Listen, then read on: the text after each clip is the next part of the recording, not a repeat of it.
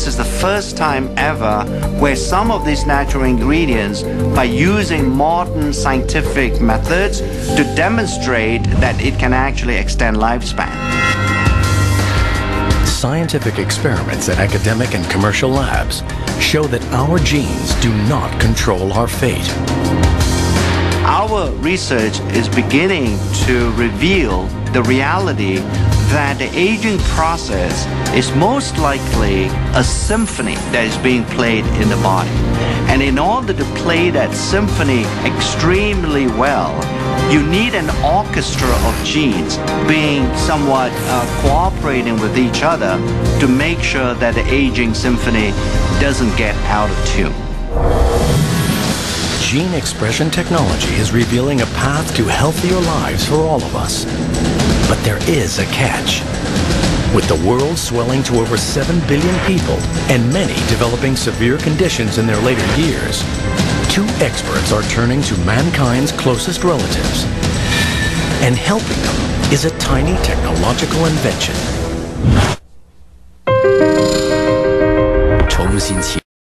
The world's aging population will increase like never before. It's a high-risk game with everything to play for. Can the aging process be improved? In private research labs, scientists are now working at the frontier of DNA age research. Dr. Richard Weindruck and Dr. Thomas Prola are using advances in gene expression profiling to discover how nutrients affect aging at a genetic level. There is not a lot of difference from the control, so I would be surprised if there's much of an aging. Dietary restriction has been demonstrated to produce a change in gene expression in a variety of species. When food is scarce, our bodies concentrate on conservation and become more efficient. Dr. Weindruck believes that the key to aging well lies directly in what we eat. Caloric restriction seems to be the most potent dietary intervention to slow not only aging, but really in the quality of life. Dr. Weindruck wants to conduct a long-term study on the effects of caloric restriction on gene expression in humans. But time's not on his side. This experiment would literally take a lifetime. His next best option is our cousin species with whom we share a similar genetic makeup: monkeys.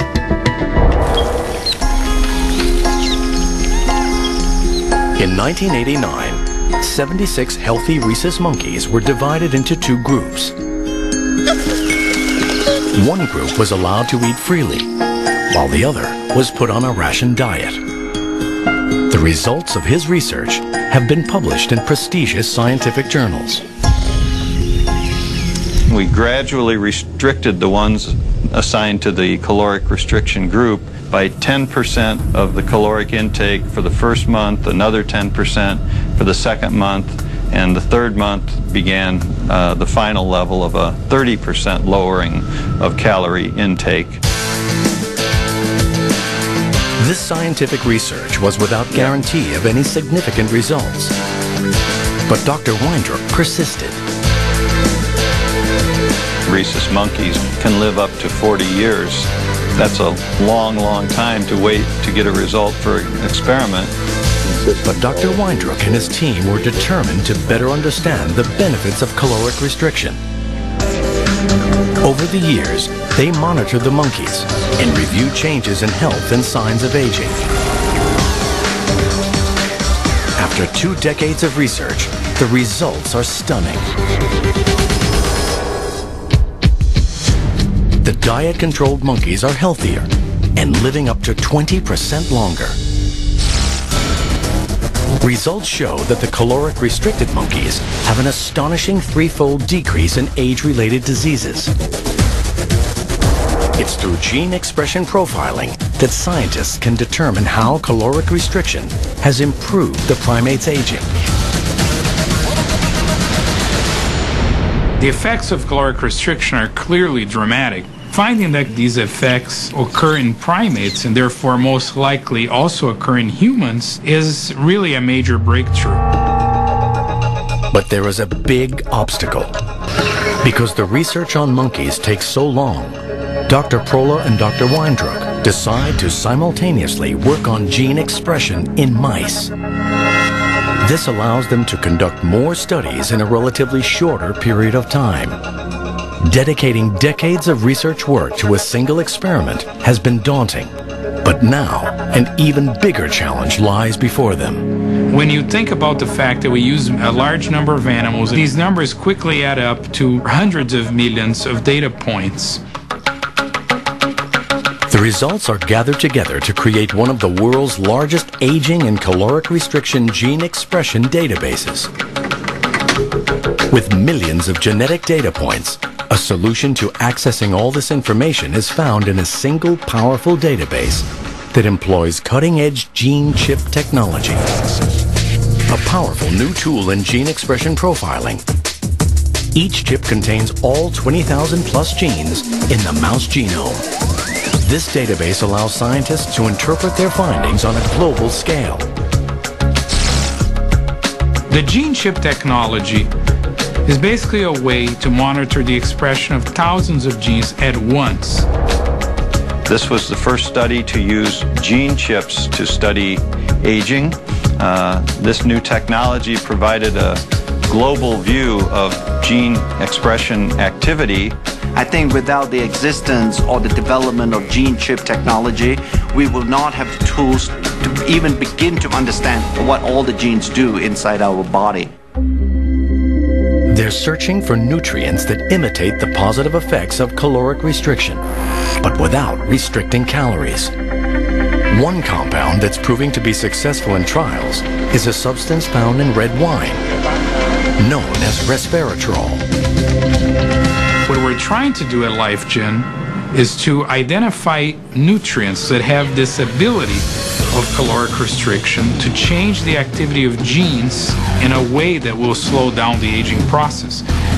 So individual nutrients may have on their own mild effects, but when combined, we hope to find mixtures of nutrients that are going to have a much stronger effect. I like to think that one day all of us can actually die healthy. In addition to companies using DNA gene expression profiling to solve nutritional problems, scientists are now waging a fierce genetic war on a new frontier. In the future, with the help of DNA technology, we can free the innocent and punish the guilty. And for one man trapped behind bars, genetic tools might just give him a second chance at life. He was claiming that there was DNA evidence. I have to fight my way out of here.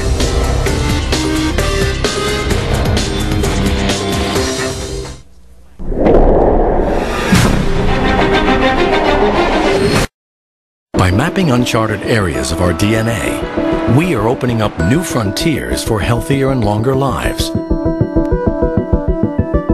And the next wave of advances in gene technology is helping us investigate criminal activity on a deep genetic level. DNA is probably the single greatest advancement in forensic science over the last 20 years.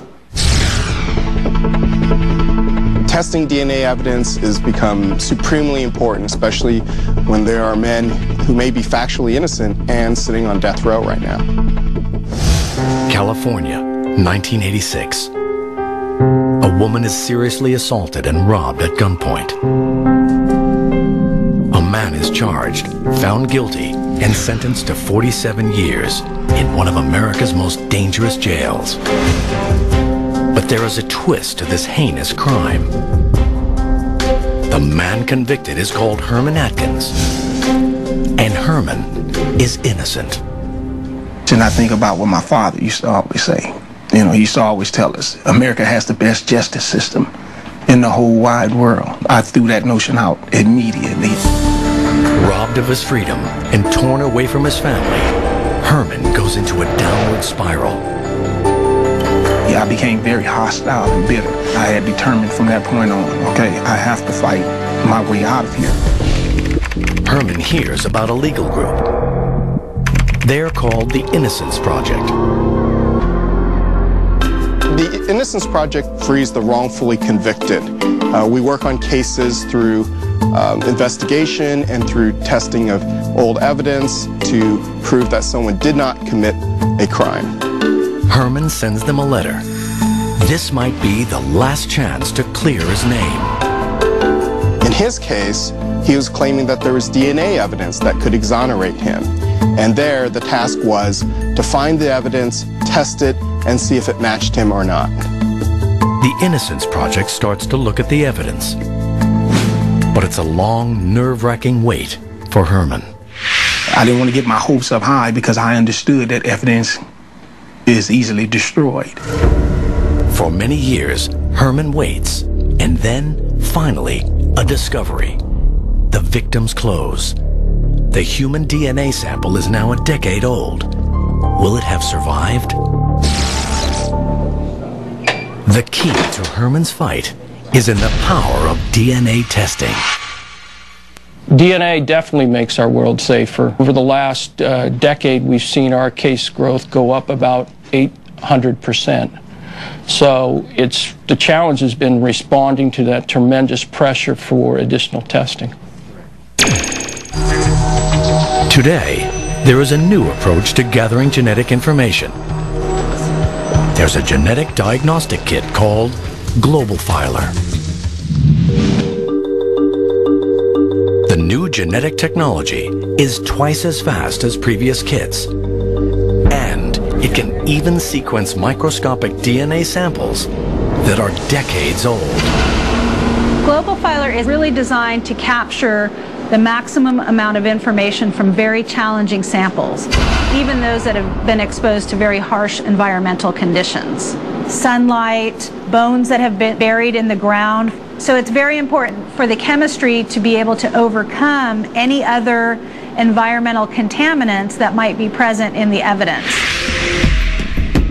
The DNA is collected, tested, and profiled. The results are all consistent. Herman is innocent. The outcome of Herman's case after the testing proved conclusively that he was not the perpetrator. His reaction was part shock, part unbelievable joy.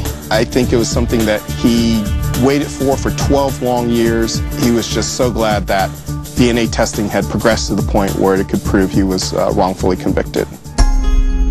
Herman is finally released, and he starts to rebuild his shattered life, one piece at a time. Currently, I'm a law school student at California Western School of Law. My objective is clear.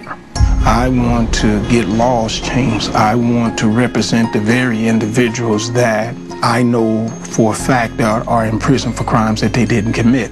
I will dedicate the rest of my life to fighting justice and fighting for those that can't afford justice. Genetic technology is a powerful tool for the ongoing fight against crime, and it will be more effective in the future. As the years go on, technology gets better and better. We can have samples that can be tested that couldn't be tested previously, and more accurately as well. DNA testing can show who conclusively committed the crime. Mapping out our genetic world is releasing a new wave of scientific breakthroughs. It's helping us learn about our shared genetic traits across the world. But this next wave of DNA knowledge is not without controversy. It was quite a shock. I felt like there was a piece of my history that I knew nothing about.